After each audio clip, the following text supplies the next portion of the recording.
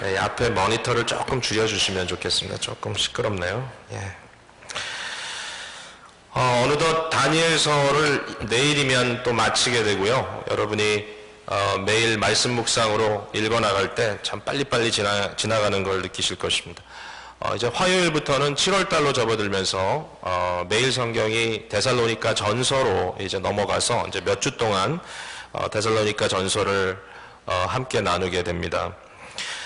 다니엘서 전체를 우리가 생각해 보고자 합니다. 물론 다 할 수는 없고요. 그러나 전체적인 흐르는 사상의 그 내용을 한번 좀 나누고 오늘 말씀을 시작하기를 원하는데, 여러분들이 다니엘서를 묵상하면서 어떤 느낌을 받으셨는지 모르겠지만 한 가지 분명한 것은 다니엘서 속에 흐르고 있는 중요한 사상이 있는데, 그것은 여호와 하나님의 절대적인 주권 사상입니다.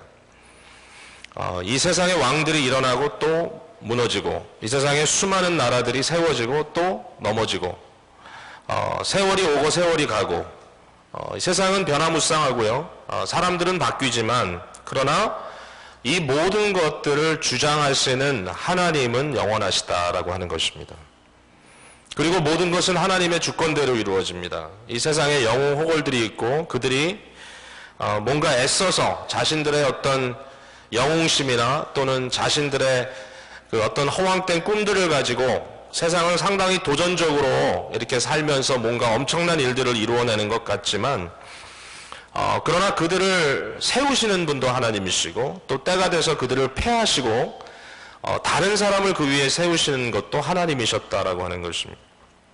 다니엘이라고 하는 독특한 한 사람이 한 시대 일반적으로 정치가들은 한 정권이 무너지면 그들의 정치 생명도 다 하는데, 다니엘은 참 놀랍게도 왕이 바뀌고 나라가 바뀌어도 다니엘은 여전히 그 권력의 중심부에서 권력을 행사한다기보다는 하나님의 선지자의 노릇을 하고 있는 것을 보게 되는데, 이 다니엘의 이 모습을 통해서 우리는 많은 것들이 바뀌고 있지만, 그러나 하나님의 절대적인 주권 속에 하나님의 견고하신 뜻이 이루어지고 있다는 사실을 다니엘서를 통해서 볼 수가 있습니다. 하나님의 절대주권 사상은 개혁주의에 있어서 굉장히 핵심적인 사상입니다. 우리 기쁨의 교회를 개혁주의 또 장로교회라고 이렇게 얘기를 합니다.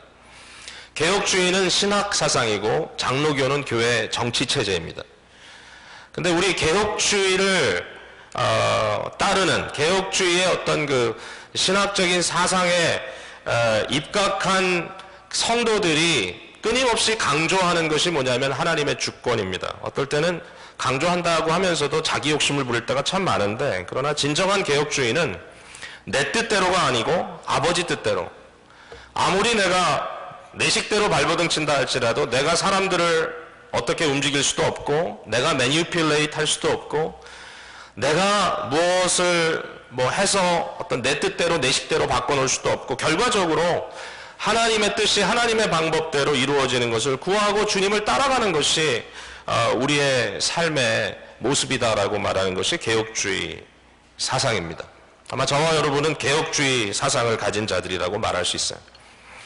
근데 개혁주의를 이야기하는 사람들이 가질 수 있는 한 가지 문제가 있습니다. 그 문제는 뭐냐면, 이처럼 하나님의 어떤 주권, 하나님께서 이미 결정하신 바, 하나님의 정하신 뜻대로 하나님께서 이끌어 가신다라고 하는 것을 믿는데, 마치 하나님을 비인격적인 어떤 하나의 큰 바위처럼, 마치 인생이라고 하는 것은 달걀을 가지고 바위를 때리는 것 같아서 아무리 해도 아무리 변할 수도 없고 아무것도 이루어지지 않는다. 결국은 하나님이라고 하는 존재를 비인격적인 존재로, 그의 뜻이 그 뜻대로 이루어지니까 결국 우리 입장에서는 포기하고 사는 수밖에 없다라고 하는 그런 식의 생각을 할 때도 많습니다. 왜 기도하느냐? 어차피 하나님 뜻대로 될 텐데. 왜 전도하느냐? 어차피 구원할 자를 구원하실 텐데. 내가 왜 노력하느냐? 어차피 하나님 뜻대로 다 될 텐데. 혹시라도 여러분의 마음속에 결국 하나님이 하나님대로 하시니까 나는 아무것도 할 게 없는 거야, 나는 아무런 노력도 할 필요도 없고 순종도 무의미하고 그냥 나는 다 죄인일 뿐이야, 나는 죄덩어리일 뿐이고, 내가 노력을 한 듯, 내가 순종을 한 듯, 내가 무엇을 지키려고 하는데 그 모든 것은 그냥 나의 죄성에 그냥 한번 불을 지르는 정도밖에는 안 된다라고 얘기하시고 사신다면 굉장히 중요한 한 부분을 미싱한다는 것을 생각해 봐야 합니다. 미국이라고 하는 국가를 일으켰던 그 많은 사람들, 벤자민 프랭클린, 토마스 제퍼슨, 또는 조지 워싱턴 이런 사람들의 신앙이 어떤 것이었느냐, 기독교적인 컬러가 있지만 과연 그들이 순수한 의미에서의 크리스찬 사상을 갖고 있었느냐라는 질문에 대해서 많은 사람들이 이렇게 답합니다. 그들은 이신주의, 디이즘이라고 하는 신앙 형태를 갖고 있었다. 이 디이즘이라는 것은 뭐냐면 창조주 하나님이 계신다는 것을 믿지만, 그러나 그 창조주 하나님은 마치 시계를 만들어 놓으시고 태엽을 감아 놓고 그냥 그대로 방치해 놓은 것처럼 멀찍이서 창조하신 세상을 바라보고 계신다. 세상은 하나님의 법칙대로 그냥 움직일 뿐이다라고 이야기하는 것을 디이즘이라고 합니다. 잘못하면 개혁주의라고 하는 것이, 잘못하면 하나님의 절대 주권이라고 하는 것이 이와 같은 디이즘, 이신주의에 빠질 때가 많다는 것이죠. 하나님 멀리 계시다. 그러나 다니엘서에 흐르는 또 하나의 중요한 사상이 있다면 그것은 분명 하나님의 절대 주권대로 움직이고 있는데 하나님께서 자기 사람들을 통하여 일하시고 계시고, 하나님은 다니엘과 또 그의 세 친구 사드락, 메삭, 아벳느고 같이 하나님을 전적으로 의지하고 자신들의 의지를 발휘해서 하나님의 뜻 앞에 순종하고 하나님의 뜻을 따를 것을 결심하고 그리고 주님께 헌신적으로 기도하는 자들을 들어 사용하신다라고 하는 것이고, 그들에게 가까이 계신다라고 하는 것입니다. 인격적으로 만나시는 하나님. 사드락, 메삭, 아벳느고가 풀무불에 들어갔을 때 함께 가셨던 하나님. 다니엘의 굴 속에서, 다니엘이 사자굴 속에서 고민할 때도 보나마나 천사를 보내시고 그곳에서 그곳에서 다니엘의 고민과 고통 속에 동참하셨던 하나님. 그러니까 하나님은 비인격자가 아니고 하나님은 인격적인 분이시고, 그 하나님은 그의 주권 속에 우리의 기도를 사용하시고 우리의 순종을 사용하시고 우리의 헌신과 우리의 삶의 결단을 사용하시기로 작정하신 분이기 때문에 우리가 주님 앞에 기도하는 것이 너무 절실히 필요하다라고 하는 것입니다. 저는 이런 의미에서 우리 기쁨의 교회가 주창하는 개혁주의를 저는 기도하는 개혁주의라고 이렇게 말을 붙이고 싶습니다. 하나님의 절대 주권을 말하고 하나님의 절대 주권을 의지하지만, 그러나 우리는 거기서 끝나는 것이 아니라 그 하나님께 인격적으로 만나고 기도하고 그 하나님을 통하여 나의 인생의 변화를 체험하는 기도하는 개혁주의자들이 되어야 된다고 하시는 것이죠. 마치 개혁주의와 기도는 따로 노는 것 같은데 아닙니다. 반드시 우리는 기도하는 개혁주의자로 살아야 될 것이다, 이렇게 생각해 보는 것입니다. 그게 바로 다니엘의 중요한 포인트가 아닌가 이렇게 생각이 돼요. 저는 오늘 본문 속에 들어가서 다니엘의 기도를 한번 생각해 봤으면 좋겠는데요. 간단하게 세 가지로 설명을 한번 해보려고 해요. 하나는 다니엘의 기도가 과연 무슨 기도였는가, 두 번째는 그 다니엘이 어떻게 그런 기도를 할 수 있었으며 왜 그런 상황에서도 기도할 수 있는 힘을 얻게 되었는가, 다니엘의 기도 속에 나타난 어떤 현상을 하나 보았으면 좋겠고, 마지막 다니엘의 응답, 다니엘에게 주신 응답 한번 살펴봤으면 좋겠어요. 첫 번째로는 다니엘의 기도입니다.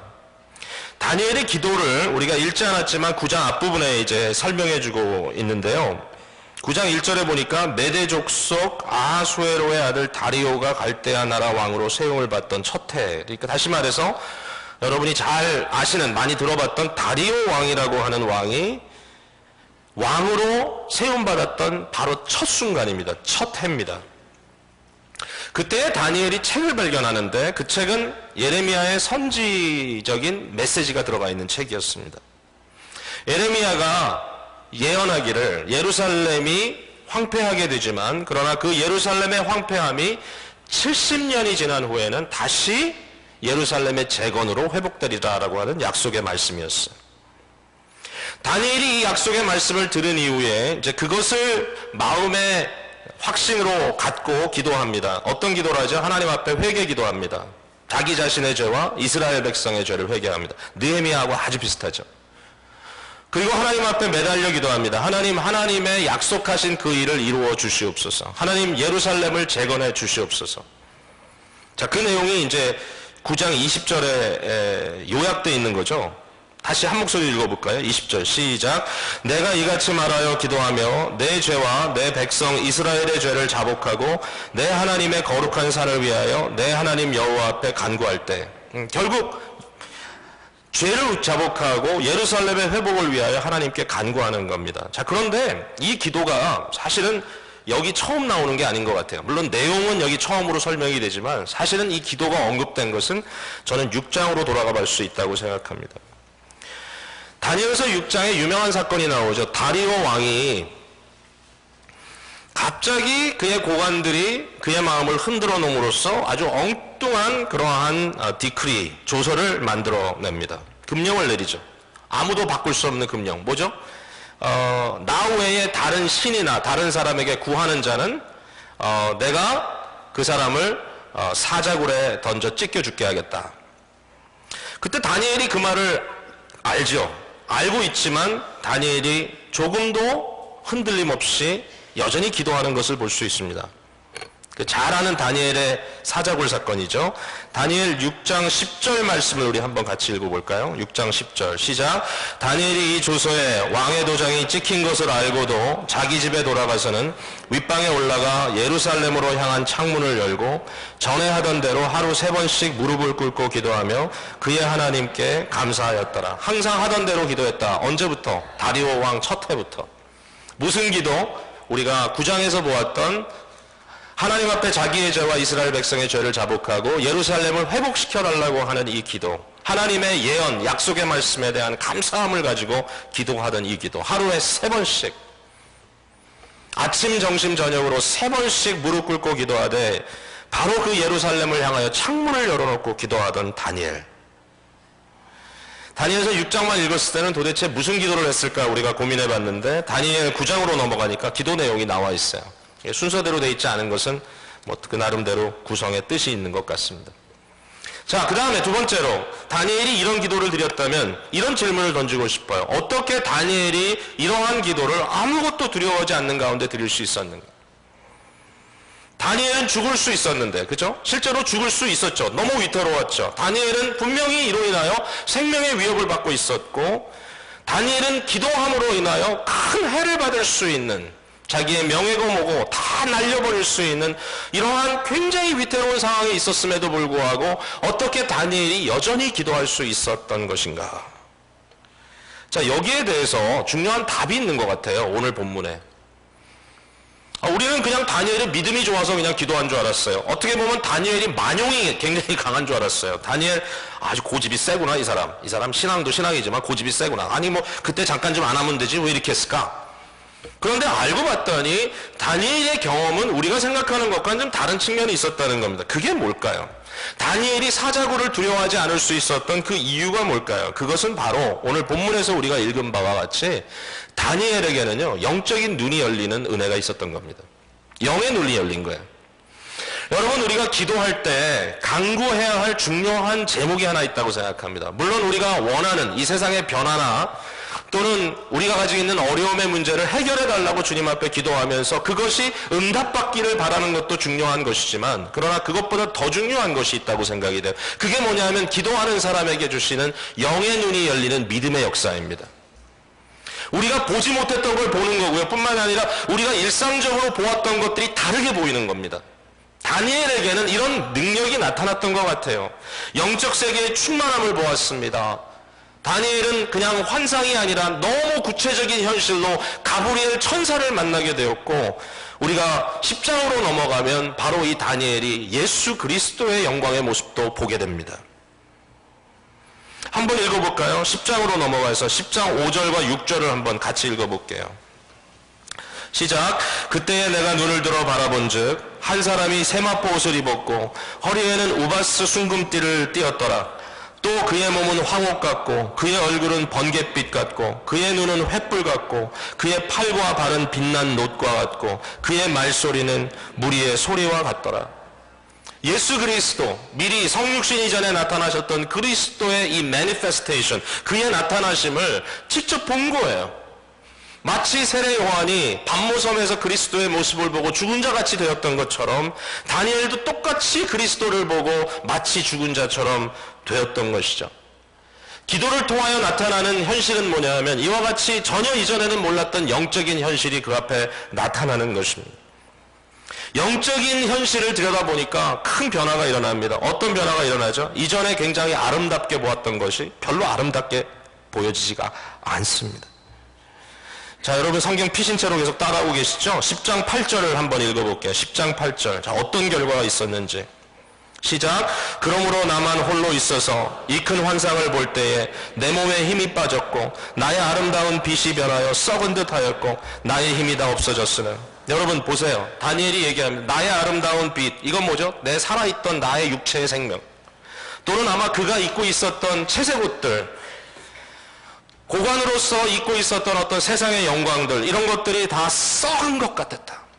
여러분 느껴지세요? 빛이 바뀌는 겁니다. 라이트가 바뀌는 겁니다. 이전에는 아름다워 보였던 나의 모습, 살아있구나, 내 육신이 살아있구나. 그런데 갑자기 다 썩어진 것처럼 그것은 아무 의미가 없어져. 세상에 아름다웠던 것이 더 이상 아름다워 보이지 않아요. 세상에 귀하게 여겼던 것이 더 이상 귀하게 여겨지지가 않아요. 여러분, 우리가 세상에 여러 가지 일을 놓고 기도할 때 놀라운 일이 벌어집니다. 우리가 그동안에 너무 귀하게 생각하고 질투하고 시기하고 저 사람이 갖고 있는 것이 너무 커 보이고 저 사람이 나보다 너무 예뻐 보이고 저 사람 거 다 내가 갖고 싶고 이것만 있으면 다 이루어질 것 같은데 기도하는 가운데 하나님께서 우리에게 영의 눈을 열어주시니까 갑자기 그 모든 것들이 죄송한 말이지만 썩은 듯하였다. 이게 기도의 역사입니다. 여러분, 우리에게도 그런 은혜가 있었으면 좋겠어요. 가브리엘이 다니엘에게 와서 하는 말이 뭐죠? 지혜와 총명을 내가 너에게 주러 왔다. 얼마나 멋있습니까? 다니엘아, 내가 너를 위하여 지혜와 총명을 주러 왔다. 영적인 일이죠. 영적인 세상이 열리는 거죠. 23절에 가브리엘이 이렇게 얘기합니다. 너가 기도를 시작할 즈음에 이미 하늘에서 음성이 떨어졌다. 무슨 얘기죠? 기도를 시작하는 그 순간에 이미 하나님의 응답이 왔다라고 하는 거예요. 응답이 이미 떨어졌어요. 다니엘은 뭘 위해 기도합니까? 예루살렘의 재건을 위해 기도합니다. 고레스의 칙령이 내리기까지 그는 아마 계속 기도해야만 했을 것입니다. 그러나 가브리엘이 와서 하는 얘기는 뭐냐 하면 예루살렘 성전이 여전히 재건되지 않았고 예루살렘의 성벽이 아직 재건되지 않았지만 다니엘아, 이미 영적으로 너의 기도를 시작하는 그 순간에 이미 응답을 받았느니라. 그 응답이 들리는 거야. 그리고 다니엘을 향하여 가브리엘이 얘기합니다. 다니엘아, 너는 크게 은총을 입은 자라. 성도 여러분, 이게 우리의 눈을 바꿔야 됩니다. 여러분, 무엇 믿고 기도합니까? 어떤 환상을 봐야 됩니까? 어떤 이상한 경험을 해야 됩니까? 아니요. 말씀을 의지하고 기도하는 겁니다. 우리의 응답은 말씀을 통해서 받는 겁니다. 무슨 말씀이요? 이 말씀입니다. 여러분, 주님 앞에 눈 감고 세상을 닫아버리고 오직 영의 눈을 뜨고 기도하기를 원하시는 여러분에게 지금 이 순간에도 이 예배를 통하여 하나님께서 여러분에게 응답하십니다. 사랑하는 나의 아들아, 사랑하는 나의 딸아, 내가 너에게 지혜와 총명을 주어 왔다. 네가 기도를 시작하는 그 순간에 이미 나는 응답하였고 이제 너는 크게 은혜를 입은 자다. 여러분, 이 이야기를 들으면서 기도하는 거예요. 이 이야기를 마음에 품으면서 기도하는 거예요. 우리 눈이 바뀌어요. 생각이 바뀌어요. 보는 것이 달라져요. 다리오 궁궐 안에 있었던 정치적 갈등이나 이런 대적들의 음모 정도는 문제도 되지 않아요. 하나님을 의식하기 때문에, 영적 현실의 무게를 알고 있기 때문에 세상의 명예나 영광은 썩어져 버린 것처럼 보이고 이제는 하나님의 영광이 마음을 채우고 있는 거죠.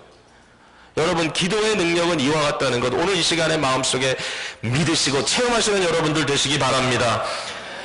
야곱이 베델에서 보았던 환상이 그와 같아요.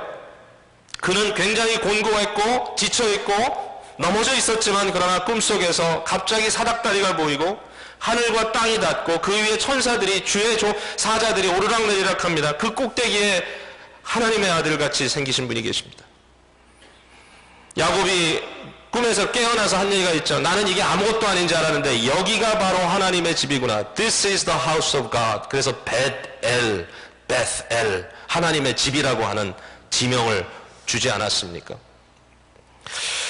여러분, 제가 보니까요, 이 이 눈이 바뀐다는 게 너무 중요한 것 같아요. 이 세상의 아름다움 같은 거는요, 그냥 사실은 비교해보면 너무 쉽게 아름다웠다가 덜 아름다워지고 이러더라고요.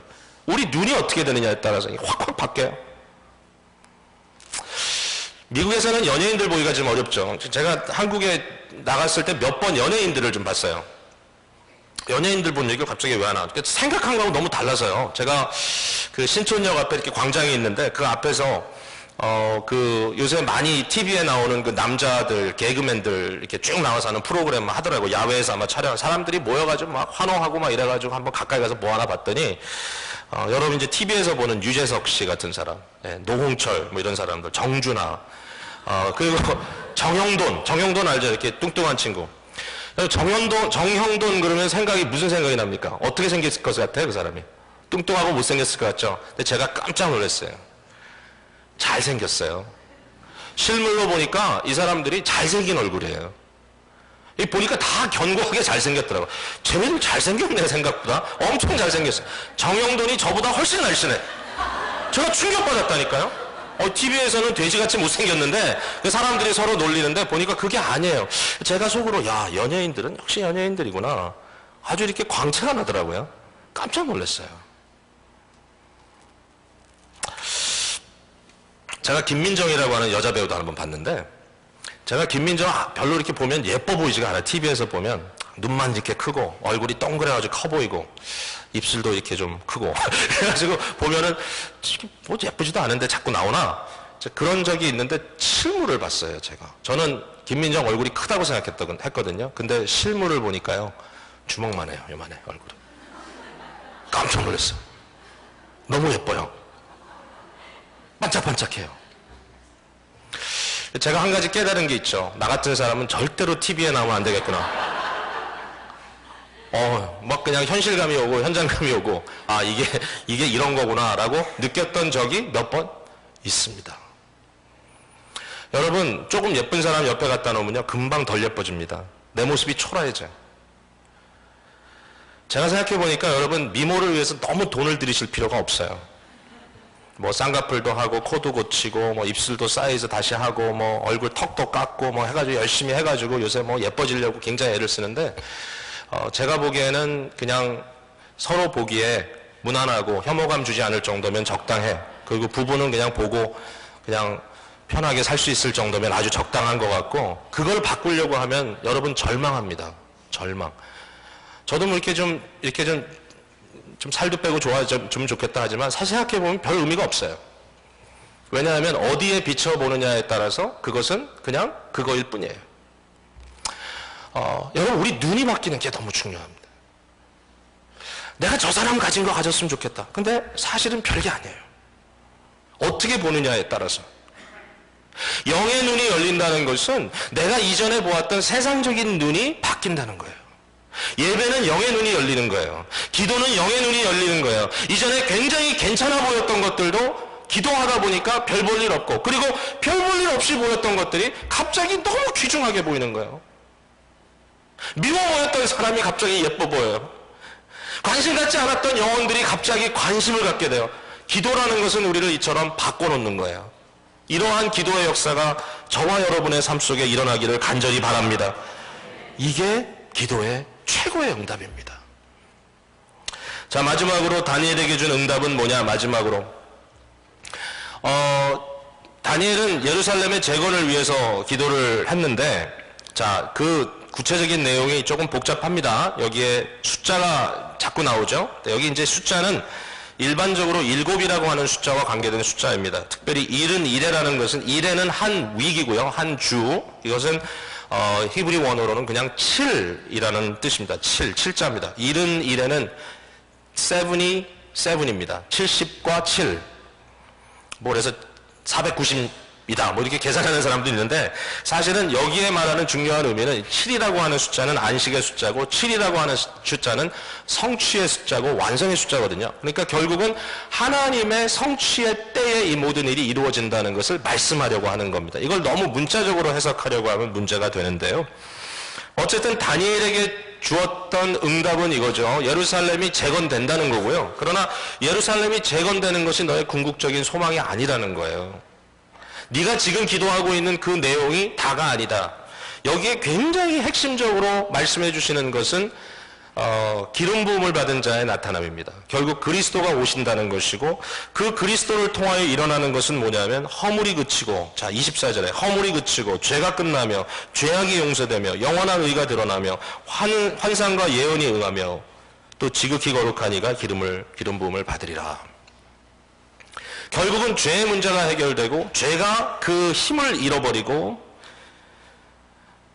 모든 예언이 성취되고 이 모든 것들이 이루어질 것이다. 그리스도의 오심을 얘기하고 있고 그가 어떤 죽음을 당할 것인지를 얘기하고, 이어서 예루살렘 성전이 재건되었다가 또다시 무너질 것을 예언하고, 한 왕이 와서 성읍과 성소를 무너뜨리고 그 마지막을 홍수에 휩쓸린 같이 엄청날 것이다. 로마 군인들이 와서 주후 70년도에 다시 예루살렘이 멸망당하게 되는 모습을 그대로 그려주고 있고, 결국은 계속해서 이런 환란 속에 잠겨져 있는 것 같지만 결론적으로 다니엘에게 주는 하나님의 메시지는 마지막까지 기다리라 라고 하는 것입니다. 끝까지 기다려라. 여러분 12장 이제 마지막입니다. 12장으로 가서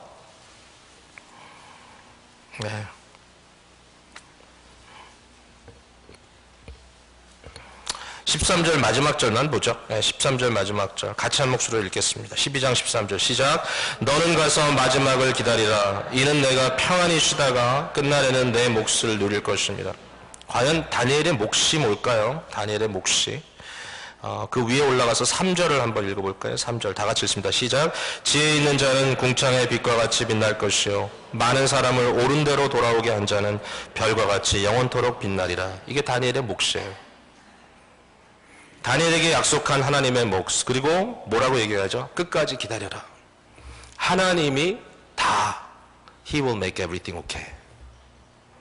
하나님의 뜻이 이루어질 것이고 하나님께 맡기고 쉬면 하나님이 너를 너의 자리에 아름답게 앉혀주시리라.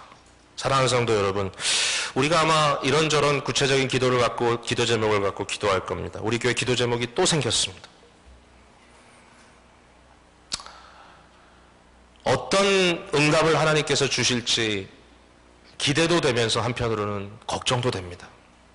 그러나 우리의 눈이 바뀌고 이어서 결국 하나님께서 우리에게 주시는 궁극적인 약속의 말씀을 들을 때에 우리는 다급하고 초조한 기도가 아니라 믿음으로 하나님을 굳게 믿고 주권자이신 그분이 인격적으로 우리에게 다가오셔서 우리에게 은혜 주심을 기뻐하신다고 하는 사실을 믿음으로 기도하는 저와 여러분이 다 되시기를 주님의 이름으로 축복합니다. 기도하겠습니다. 사랑과 은혜가 많으신 아버지 하나님, 우리의 영의 눈을 뜨게 하여 주시옵소서. 변화는 바로 여기서 시작이 되어야 됩니다. 주님, 우리가 변하지 않는 것은 우리의 눈이 변하지 않기 때문이에요. 우리의 믿음이 정말 살아서 역사하지 않으며 우리가 기도를 해도 세상을 놓고 기도하고 우리가 갈망해도 세상을 갈망하고 우리가 싸워도 세상을 위해 싸우고 우리가 여전히 세상을 탐하고 있기 때문에 우리는 영적으로 무기력할 수밖에 없는 것을 주께 고백합니다. 아버지 하나님, 죄는 당장은 우리에게 달콤하게 느껴질지 몰라도 이것이 영적인 사람들에게는 머리 아프고 골치 아프고 두통이 생기고 영적으로 번민되고 곤고하고 피곤한 일임을 주께 고백드립니다. 주님, 세상을 욕심내지 말게 하여 주시옵소서. 그러나 이 욕심이 잠재워지기 위해서 세상을 하나님의 눈으로 보게 하여 주시옵소서. 그리고 하나님의 것들을 믿음의 눈으로 바라보게 하여 주시옵소서. 여기에 소망을 품게 하시고 소망을 걸게 하시고 세상에서 세상적인 눈으로 나의 잘남과 못남을 측정하지 말게 하시고 오직 영의 눈을 열고 하나님의 역사하심을 기대하는 저희들 되게 하여 주시옵소서. 주 앞에 응답받은 바 이미 허락하신 기도가 우리의 심령 속에 우리가 스스로 믿음으로 변화받고 새로워지는 아름다운 계기가 되게 하여 주옵소서. 모든 것을 주께 맡기옵고 예수님 거룩하신 이름으로 감사하며 기도합니다. 아멘.